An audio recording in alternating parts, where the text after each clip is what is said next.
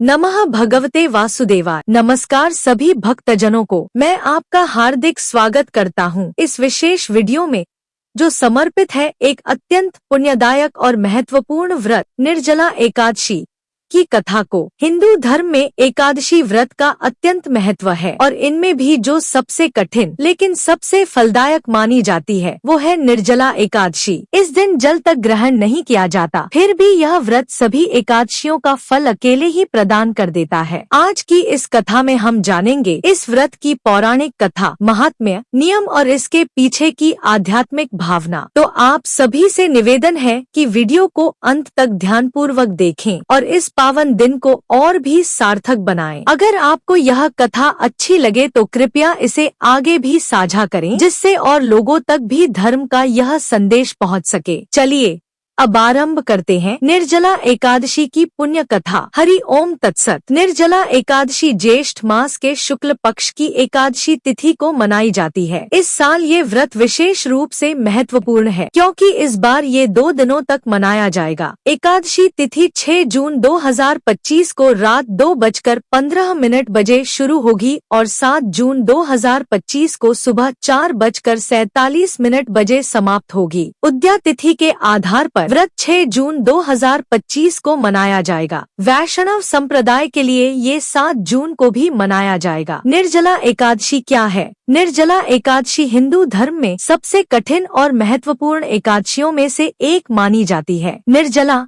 का अर्थ है बिना जल के, अर्थात इस व्रत में भक्त न तो भोजन करते हैं और न ही पानी ग्रहण करते हैं। ये व्रत भगवान विष्णु और माता लक्ष्मी को समर्पित है। मान्यता है कि इस एकादशी का व्रत रखने से साल की सभी 24 एकादशियों का पुण्य प्राप्त हो जाता है। ये व्रत आत्मानुशासन, भक्ति और तप का प्रतीक है जो भक्तों को मोक्ष, समृद्धि और पापों से मुक्ति दिलाता है। निर्जला एकादशी का महत्व। निर्जला एकादशी का धार्मिक और आध्यात्मिक महत्व अत्यधिक है। ये व्रत भक्तों के शारीरिक और मानसिक शुद्धिकरण में मदद करता है, बल्कि ये भगवान विष्णु की कृपा प्राप्त करने का भी सशक्त माध्यम है। इस व्रत को रखने से सभी पापों का नाश होता है और मोक्ष की प्राप्ति होती है। ज्योतिष के अनुसार ये व्रत जन्म कुंडली में ग्रहों के नकारात्मक प्रभाव को कम करता है और सकारात्मक ऊर्जा प्रदान करता है। इस दिन जल, भोजन और अन्य वस्तुओं का दान करना विशेष रूप से पुण्यदायी माना जाता है। विशेषकर जल का दान करने से पितृ दोष और चंद्र दोष के प्रभाव कम होते हैं। निर्जला एकादशी की कथा। निर्जला एकादशी की कथा महाभारत के पांडव भाई भीम से जुड़ी है, इसलिए इसे भीमसेनी या पांडव एकादशी भी कहा जाता है। पौराणिक कथा के अनुसार भीम भोजन के अत्यधिक शौकीन थे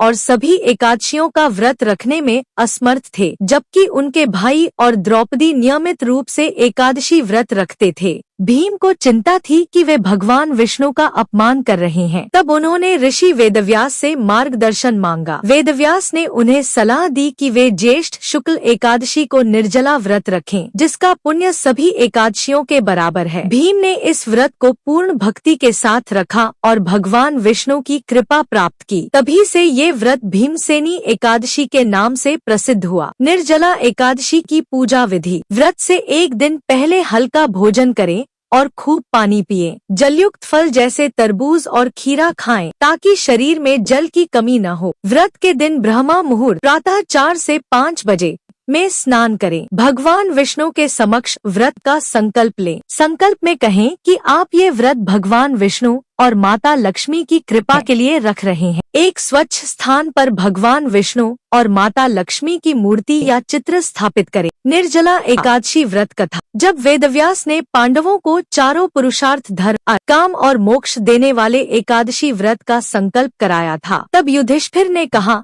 जनार्दन, ज्येष्ठ मास के शुक्ल पक्ष में जो एकादशी पड़ती हो, कृपया उसका वर्णन कीजिए। भगवान श्री कृष्ण ने कहा, हे राजन, इसका वर्णन परम धर्मात्मा व्यास जी करेंगे, क्योंकि ये संपूर्ण शास्त्रों के तत्वज्ञ और वेदांगों के पारंगत विद्वान है। तब वेदव्यास जी कहने लगे, कृष्ण और शुक्ल पक्ष की एकादशी में अन्न खाना वर्जित है। द्वादशी को स्नान करके पवित्र होकर फूलों से भगवान केशव की पूजा करें। फिर पहले ब्राह्मणों को भोजन देकर अंत में स्वयं भोजन करें। यह सुनकर भीमसेन बोले, परम बुद्धिमान पितामह, मेरी उत्तम बात सुनिए। राजा युधिष्ठिर, माता कुंती, द्रौपदी, अर्जुन, नकुल और सहदेव ये एकादशी को कभी भोजन नहीं करते तथा मुझसे भी हमेशा यही कहते हैं कि भीमसेन एकादशी को तुम भी न खाया करो, परंतु मैं उन लोगों से यही कहता हूँ कि मुझसे भूख नहीं सही जाएगी। भीमसेन की बात सुनकर व्यास जी ने कहा, यदि तुम नरक को दूषित समझते हो और तुम्हें स्वर्गलोक की प्राप्ति अभीष्ट है और तो दोनों पक्षों की एकादशियों के दिन भोजन नहीं करना। भीमसेन बोले, महाबुद्धिमान पितामह, मैं आपके सामने सच कहता हूँ, मुझसे एक बार भोजन करके भी व्रत नहीं किया जा सकता, तो फिर उपवास करके मैं कैसे रह सकता हूँ। मेरे उदर में वृक नामक अग्नि सदा प्रज्वलित रहती है,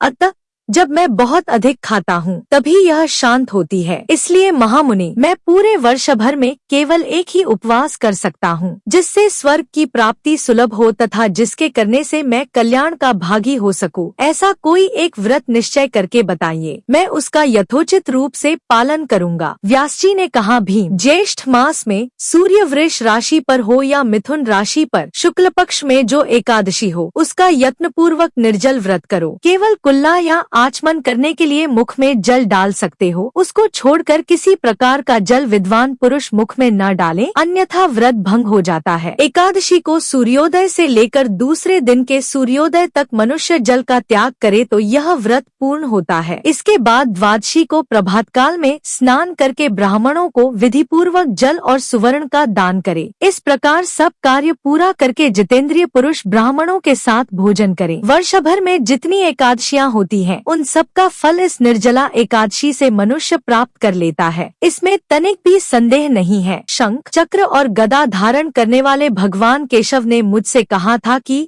यदि मानव सबको छोड़कर एकमात्र मेरी शरण में आ जाए और एकादशी को निराहार रहे तो वह सब पापों से छूट जाता है। कुंती नंदन, निर्जला एकादशी के दिन श्रद्धालु स्त्री पुरुषों के लिए जो विशेष दान और कर्तव्य विहित है, उन्हें सुनो। उस दिन जल में शयन करने वाले भगवान विष्णु का पूजन और जल में धेनु यानी पानी में खड़ी गाय का दान करना चाहिए। सामान्य गाय या घी से बनी गाय का दान भी किया जा सकता है। इस दिन दक्षिणा और कई तरह की मिठाइयों से ब्राह्मणों को संतुष्ट करना चाहिए। उनके संतुष्ट होने पर श्रीहरि मोक्ष प्रदान करते हैं। जिन्होंने श्रीहरि की पूजा और रात्रि में जागरण करते हुए इस निर्जला एकादशी का व्रत किया है, उन्होंने अपने साथ ही बीती हुई 100 पीढ़ियों को और आने वाली 100 पीढ़ियों को भगवान वासुदेव के परम धाम में पहुंचा दिया है। निर्जला एकादशी के दिन अन्न, वस्त्र, गौ, जल, शयन, सुंदर आसन, कमंडलू तथा छाता दान करने चाहिए। जो श्रेष्ठ तथा सुपात्र ब्राह्मण को जूता दान करता है, वह सोने के विमान पर बैठकर स्वर्गलोक में प्रतिष्ठित होता है। जो इस एकादशी की महिमा को भक्ति पूर्वक सुनता अथवा उसका वर्णन करता है, वह स्वर्गलोक में जाता है। चतुर्दशी युक्त अमावस्या को सूर्य ग्रहण के समय श्राद्ध करके मनुष्य जिस फल को प्राप्त करता है, वही फल इस कथा को सुनने से भी मिलता है। भीमसेन, ज्येष्ठ मास में शुक्ल पक्ष की जो शुभ एकादशी होती है, उसका निर्जल व्रत करना चाहिए। उस दिन श्रेष्ठ ब्राह्मणों को शक्कर के साथ जल के घड़े दान करने चाहिए। ऐसा करने से मनुष्य भगवान विष्णु के समीप पहुंचकर आनंद का अनुभव करता है। इसके बाद द्वादशी को ब्राह्मण भोजन कराने के बाद स्वयं भोजन करे। जो इस प्रकार पूर्ण रूप से पापनाशिनी एकादशी का व्रत करता है, वह सब पापों से मुक्त हो आनंदमय पद को प्राप्त होता है। यह सुनकर भीमसेन ने भी इस शुभ एकादशी का व्रत आरंभ कर दिया।